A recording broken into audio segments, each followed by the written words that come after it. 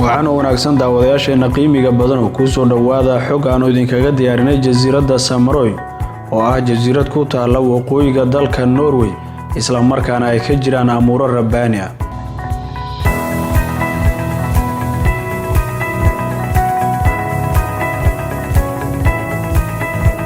haddaba daawade maxaad kala socotaa jasiiradda Samaroy oo ay ku taala waqooyiga dalka Norway? jasiiraddan waa mid loo dalxiis tago xilliga xagaaga waxaa ka jirta amuuro rabbaani ah. warbixintan waxaanu idinkugu soo bandhigi doonaa wax walba oo ku saabsan jasiiradda Samaroy iyo dhacdooyinka ay kaga duwan tahay caalamka intiisa kale.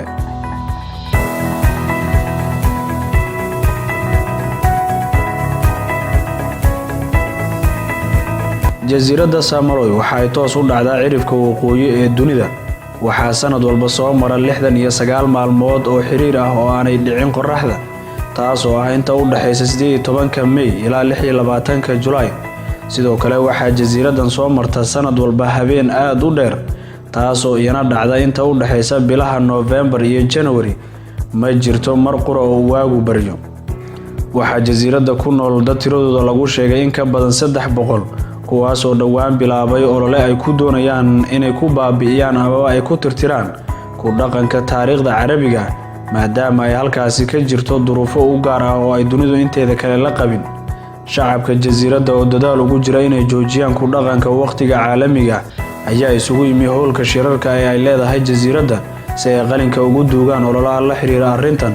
waxaana qoraallo la sameeyay isla markaana la saxiixay loo gudbiyay xildhibaanada baarlamaanka ee halkaasi laga soo doorto si ay u hubiyaan waxa uu sharciga waddanka qabo, kadibna loo horgeeyo fadhiga guud ee baarlamaanka, kuwa oo iyagana arkaya rabitaanka shacabka jasiiradda Samaroy oo doonaya inay jasiiradda ahaato meel ka caagan ku dhaqanka waqtiga caalamiga ah.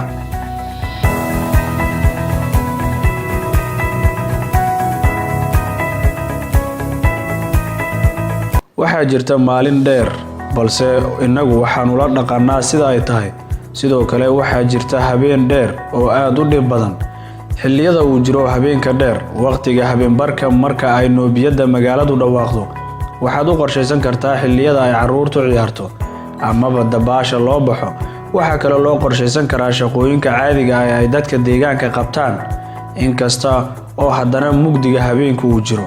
sidaa waxaa yiri Kjell Faden oo ka mid ah dadka hogaaminaya ololaha looga guurayo ku dhaqanka waqtiga caalamiga ee ku dhaqan jasiiradda.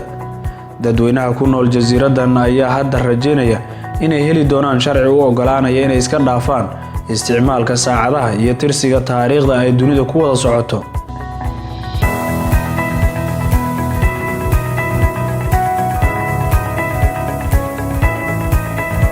jasiiraddan marka uu qofku galayo waxa uu ka galayaa hal wado, waxaana uu marayaa bridge ama buundo ay ku xiran yihiin saacado fara badan oo kala cayn ah.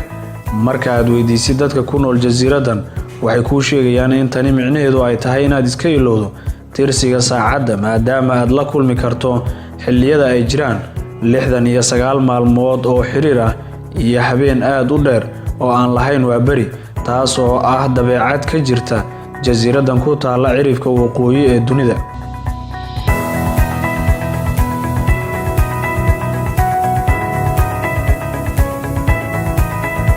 fadlan daawade, haddii aad nagu cusub tahay subscribe saar channelkan si aad u hesho wararka iyo dhacdooyinka aan halkan soo gelino.